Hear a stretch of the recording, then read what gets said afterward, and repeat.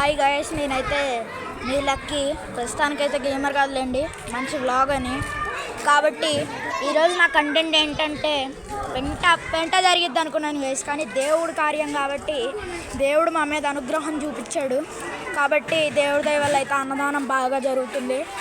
అసలు పరిస్థితి ఏంటంటే మీరే చూడొచ్చు, హైదరాబాద్ వాన.